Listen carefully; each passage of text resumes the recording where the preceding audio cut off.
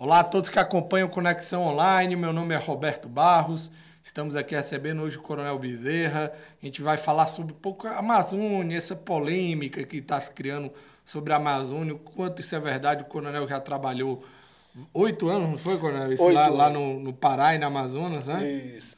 Então, um cara que já tem experiência lá no assunto, conhece a região e vai falar, Coronel, dessa história, presidente da França, jogador de futebol internacional, um monte de pessoas, artistas famosos, comentando sobre a Amazônia como se fossem especialistas, como se soubessem tudo sobre o assunto, dizendo que a Amazônia passava por uma crise, que estavam pegando fogo, do jeito que se construiu, parecia que a Amazônia ia pegar fogo em 2 anos, já não ia existir mais. Quanto foi zoado ou muita fake news e quanto é verdade essa situação que está passando lá na Amazônia?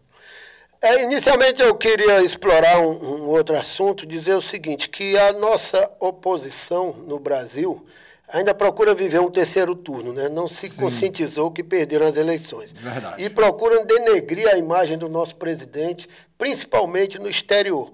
E a causa ambiental é a preferida, né? Acusam o nosso presidente de homofóbico, de racista, de não sei o quê. E agora a tônica é justamente no meio ambiente, como destruidor da Amazônia, o homem que vai relaxar na fiscalização e vai sair devastando as nossas florestas. Isso é uma total falácia, é uma total mentira, porque esses dados que foram divulgados agora são mentirosos e hoje o Brasil tem menos queimadas do que nos 2 governos anteriores. O índice de queimada hoje observado na Amazônia, que é na atual fase de verão, um verão muito seco, causticante na área, até... Todos os anos nós temos esse problema das queimadas lá pela situação climática, mas o índice de hoje é menor do que o de 2005, de 2002, nos governos Lula, no governo Dilma. Inclusive quando a ministra era a senhorita Marina Silva, que fez maior zoada agora e que na época do ministério dela foi o recorde de queimada, né? Isso, já foi provado isso aí, que a Marina da Silva, a maior defensora do meio ambiente, quando na sua gestão foram as maiores queimadas no Brasil, né? E ainda tem a informação de fortes indícios que os incêndios ocasionados agora, este ano, foram incêndios criminosos, justamente para comprometer a imagem do Brasil no exterior. Isso tem a ver com a atitude do governo de tentar cortar um pouco a verba dessas ONGs que, entre aspas, trabalham, mas muitas vezes nem trabalham ou trabalham para outros países. A gente viu corte de verbas, a Noruega tirou verba daqui, dessas ONGs, e o próprio governo também está cortando verba dessas ONGs que sempre diziam trabalhar pela Amazônia. Sem dúvida, isso é uma retaliação. O que existia antes do governo Bolsonaro, principalmente da administração do Ricardo Salles, era um verdadeiro oba-oba, fazia verdadeiras orgias com o dinheiro público e com o fundo da Amazônia. Então foi comprovado que ONGs com interesses escusos, não só lutando contra os interesses nacionais, mas também desviando verba e só se locupletando com o dinheiro público e com o fundo da Amazônia. Quando o ministro identificou essas irresponsabilidades, essa malversação, e começou a cortar a fonte deles, eles criminosamente foram incendiar a floresta, né, para causar um descrédito do governo atual. Inclusive, aí a gente tem envolvimento muito forte do presidente da França, o Macron, que saiu espalhando uma imagem que todos viram que era uma imagem falsa, que a imagem foi tirada em 1989 por um fotógrafo que morreu em 2003, inclusive. É curioso, né? Isso. E esse interesse francês e de outros países como a Noruega, Finlândia, Irlanda, por que esse interesse repentino de tomar conta da Amazônia? Será que eles estão querendo tomar aquele território, alguma coisa ali que interessa a eles? Não, meu amigo Roberto, esse interesse não é repentino, esse interesse é secular. Há mais de 100 anos que há um interesse internacional na Amazônia. É uma região riquíssima do planeta, tá? Sem essa balela de que a Amazônia é o pulmão do mundo. A Amazônia não é o pulmão do mundo, isso é mentira. A Amazônia consome quase todo o oxigênio que ela produz. O próprio general Heleno já citou em palestras que hoje a Amazônia do mundo são os oceanos, né? A floresta, ela utiliza, ela consome a própria quantidade de oxigênio que ela produz. Mas não é só isso. Nós temos na Amazônia uma biodiversidade incrível. Verdade. São o maior celeiro do mundo.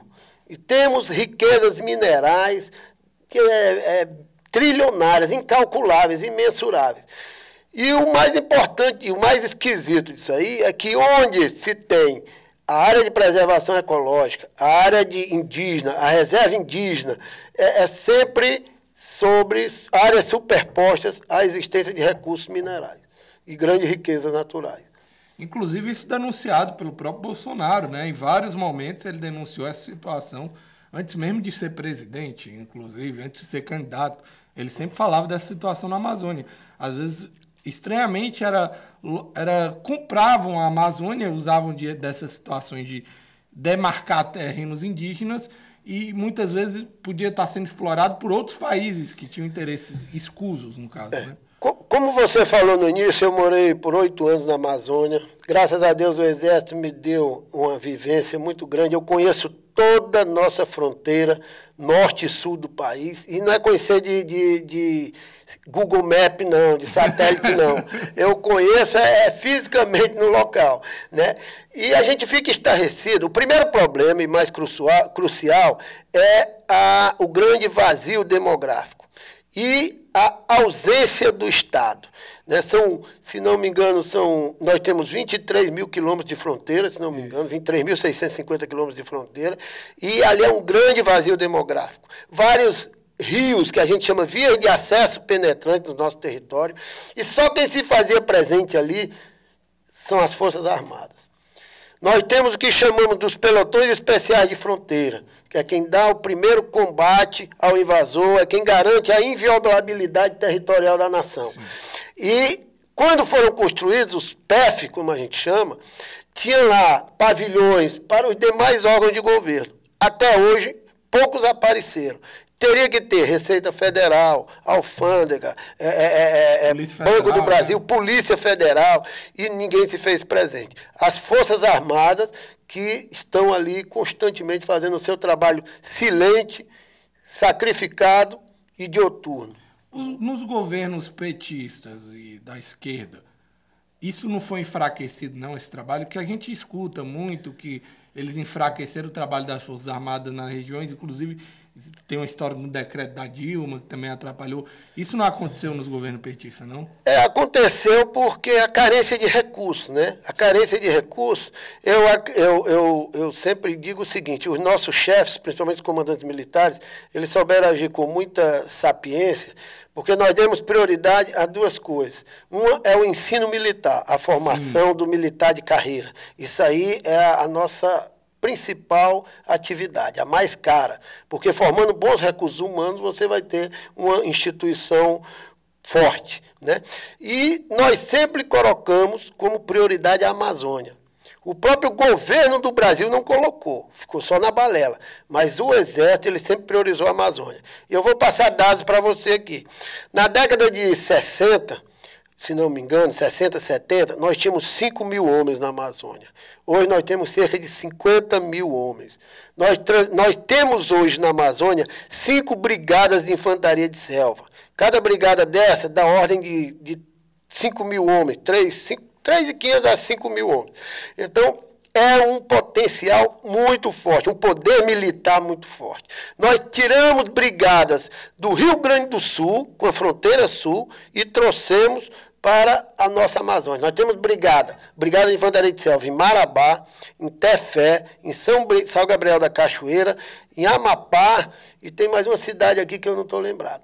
Então, com todas as carências de recursos, nós conseguimos priorizar a Amazônia, nós fortalecemos a logística da Amazônia também, fizemos grandes exercícios, eu participei do maior exercício feito no Brasil, na região de Boa Vista, que naquela época nós colocamos, se não me engano, quase 7 mil homens em Boa Vista. Faltou comida em Boa Vista, porque não dava para alimentar todo o pessoal. Nós fizemos um exercício em toda a fronteira ali, saímos pela 364, fomos até BV8, que é a fronteira com a Venezuela, salto de paraquedista, forças especiais, guerra química, biológica, todos os setores do Exército Brasileiro estavam presentes, a aviação do Exército. Então, nós fizemos uma operação grande no sul do Pará, também em Carajás, em Buriticupu. Então, o Exército se faz presente naquela área. No apoio de saúde também, que é muito importante. Então, é o que eu lhe digo, o grande vazio demográfico, aliado à ausência do Estado, permite todo tipo de crime. Quando eu servi na área do sul do Pará, e servi também na área de inteligência, nós tínhamos um repertório completo de crime, desde a exploração infantil, sexual infantil, até o contrabando, o crime organizado, a extração ilegal de madeira, os grileiros, o problema fundiário. Então, tudo isso faz daquela região uma verdadeira panela de pressão e uma tensão social muito grande. Porque aí a gente tem vários grupos, né? Não é só um grupo, a gente está falando de grupos de crime, grupo de trabalhadores, de pessoas normais, aí tem grupos criminosos aí nessa área extrativista, tem a área de drogas, a entrada de drogas ali pela região, ali tem a Venezuela, tem vários países ali que são grandes produtores de droga, Bolívia, né? Então ali a gente tá num mundo gigantesco, porque as fronteiras são muito grandes, é impossível você, independente do seu trabalho, é impossível você ter 100%, fazer um trabalho 100% das fronteiras. E se o Exército não tivesse investido, acredito que a situação estaria pior ainda naquela região, não? Ainda há pouco nós conversamos sobre a história que o comandante do Exército, General Vilas Boas, contou, que encontraram o rei da Noruega, né, numa área inóspita lá no interior da Amazônia. Né, nem estava avisado, embaixador, nada, ninguém. Ninguém sabia que o rei estava o rei da Noruega na Amazônia, ninguém sabia de nada. É um descontrole total das fronteiras, um descontrole da presença do estrangeiro. E eu vou lhe dar uma experiência minha. Em 1993, a gente fazia um patrulhamento na Transamazônica e naquela época nós prendemos cerca de 1h da manhã, vinha passando uma Toyota, naquela época não tinha Land Rover não, era Toyota, uma Toyota Bandeirante, toda equipada com tudo que, se você imaginasse, 4x4, cabo de aço e tudo, e 4 estrangeiros, 4 americanos, nessa viatura que a gente chama, nesse automóvel, né? E ninguém tinha controle de nada, não sabia de nada. Nós prendemos essa viatura em 1993. Nós prendemos a viatura, encaminhamos para a Polícia Federal. 4 estrangeiros trafegando no meio do nada, na Transamazônica, com equipamentos sofisticados de comunicação, de pesquisa e tudo mais. Então é um total descontrole, né? Inclusive, essa história do general Vilas Boas, que ele deu na entrevista, é engraçado porque ele fala, quando o coronel veio falar com ele, um outro oficial do Exército veio falar com ele falou que você está brincando comigo, porque você fala, se você escuta um rei da Noruega, está na Amazônia, ninguém da embaixada sabe, ninguém das relações exteriores do Brasil sabe, mostra o quão inóspita é a região e quão fácil ela está sendo explorada. E por isso esses interesses da França, de outros países que parecem ter interesses escusos, ou mesmo nem escusos, que eu digo, interesses claros na região e ficam falando que a Amazônia é do mundo. A Amazônia, quando na verdade é um patrimônio do Brasil e dos outros países que compõem a Amazônia, né? A Bolívia tem a parte da Amazônia. O que a França vai ter que se meter num território Brasil? E a preocupação com a soberania brasileira, como eu estava lhe falando, não é de hoje. Tá? Nós temos, no Comando Militar da Amazônia, foi criado então o Comando Militar da Amazônia, o comando de um general 4 estrelas. Isso é muito importante na dissuasão. O americano hoje é o nosso amigo privilegiado, né? Mas também havia interesse todos os países do norte, ditos desenvolvidos, claro, né? Tá? E o maior trauma do americano é a derrota que ele sofreu no Vietnã. Isso. Eles são traumatizados até hoje com o combate na selva. Na selva. Tá? E esse é outro fator primordial de dissuasão do nosso Exército, porque nós temos o Centro de Instrução de Guerra na Selva, que sem nenhum ufanismo, sem nenhuma vanglória gratuita, nós formamos os melhores guerreiros de selva do mundo. Inclusive, eu já vi história de concursos mundiais sobre isso, o Brasil sempre ganha. E eles querem vir frequentar os nossos cursos, a gente ensina só a metade, e claro que não vai ensinar o pulo do gato, né? Mas temos reconhecidamente os melhores guerreiros de selva do mundo, temos uma doutrina de guerra na selva e temos a estratégia da resistência. A estratégia da resistência é baseada na doutrina chinesa, na doutrina de Sun Tzu, foi usada no Vietnã. É quando você tem um inimigo imensurável, superior, mais poderoso, imensuravelmente, você não vai combatê-lo da forma convencional. Claro. E nem o ambiente da selva permite isso, porque o ambiente da selva, ele lhe leva ao combate de proximidade, à emboscada e tudo mais. Não é uma guerra convencional. Então você vai imprimir a derrota ao inimigo, minando o seu moral, minando a sua vontade de combater, imprimindo baixas. Eu vou dar um exemplo. No Vietnã, quando o americano ia fazendo uma patrulha e um chapéu de arataca caía ali, eles eram uma lança no peito do cara. Aquelas armadilhas, certo? Eu não sei, não me lembro o nome agora. Então você vai fazer a guerrilha, tá? E vai imprimir baixas a ele, vai minar o moral daquela tropa invasora ao longo dos tempos. Sim, e vamos derrotá-lo. Vamos dizer assim, no cansaço. A estratégia da resistência é você enfrentar um inimigo imensuravelmente superior a você. Não, isso aí, o que o Brasil faz é porque ele entende, o Exército entendeu mesmo através do governo petista que tinha que ter esse trabalho pelos interesses que a Amazônia despertava no resto do mundo, né? Isso, seus interesses são claros hoje, né? São transparentes, mas nós temos uma doutrina que diz o seguinte: a selva nos une. Infelizmente, os demais poderes da nação não despertaram para essa necessidade da proteção da Amazônia. Talvez agora o Macron tenha feito uma boa ação, que despertou, né, todos os brasileiros para a necessidade de defender a Amazônia. Mas onde eu quero chegar é o seguinte: nós temos a estratégia da resistência, que é temida pelo invasor, e o nosso lema é o seguinte: eles não usem, eles que venham, daqui não sairão. Eles sabem que se eles enfrentarem o brasileiro dentro da selva, eles não vão ter sucesso. Obrigado, coronel, aí pela participação, foi muito bom. Quer acrescentar mais alguma coisa, algum assunto? Nós tínhamos muitos dados, né, para falar, mas eu não quero ser enfadonho. Eu vou dar só outro exemplo. Nós fizemos uma operação muito grande, essa foi uma operação humanitária, mas não deixava de ser uma operação militar.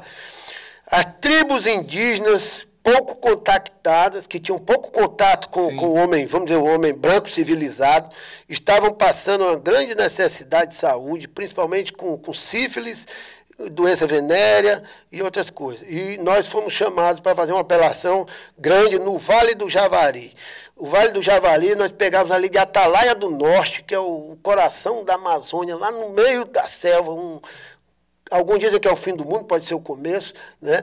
Mas uma área totalmente nossa, e nós fizemos isso aí nas calhas do rio Purus, no Juruá, Purus, e chegamos a contactar tribos que eram violentas, elas não queriam receber a presença humana, e para receber a vacina, então o medicamento era uma coisa terrível. Então temos essa outra riqueza, é a riqueza antropológica, a riqueza humana, que o Brasil ainda tem tribos preservadas e sem o contato com o humano, né?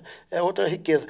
Agora, a política indigenista brasileira também tem que mudar, e Bolsonaro tem falado isso quase que diariamente. Nós não podemos tratar o índio como um animal que vai ser preservado no zoológico. Ele mesmo quer ser integrado à civilização, quer ter os benesses do desenvolvimento, ele quer ter a energia, quer ter água tratada, quer ter o automóvel, né? Então, aquela política indigenista passada também já está completamente equivocada e ultrapassada. E só atende a interesses escusos.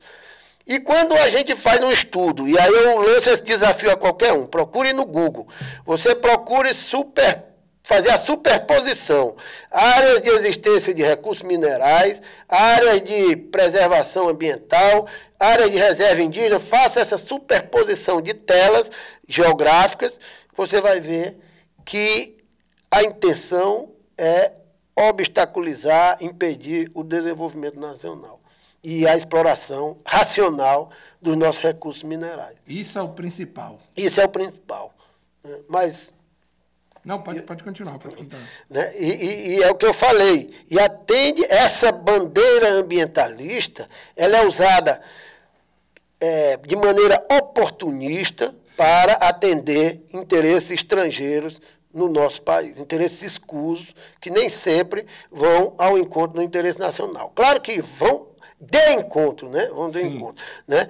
E digo mais, essa causa tem sido muito bem conduzida pelo nosso ministro Ricardo Salles, é um cara extremamente competente, conhece o assunto e também tem uma disposição incrível. Então, e também com várias pessoas do lado dele ali, assessores, diretores ali, pessoas do próprio Exército ajudando, auxiliando ele nesse trabalho. Isso, né? Isso. E o grande desafio, né? Eu costumo dizer que eu sou desenvolvimentista desde criança. Claro. Então, o grande desafio é justamente você conciliar o desenvolvimento nacional, gerar emprego para essa sociedade desassistida, desamparada, mas sem descurar da preservação do meio ambiente. Mas dentro de uma ótica de equilíbrio e não de exagero, como o próprio Bolsonaro chama. Não pode ser um ambientalista xiita. É verdade. Você não vai impedir a construção de uma obra de infraestrutura, de necessidade para o desenvolvimento nacional, porque vai atrapalhar o sono da tartaruga ou a caverna do morcego. Aí você deixa de construir uma hidrelétrica importantíssima para a nação.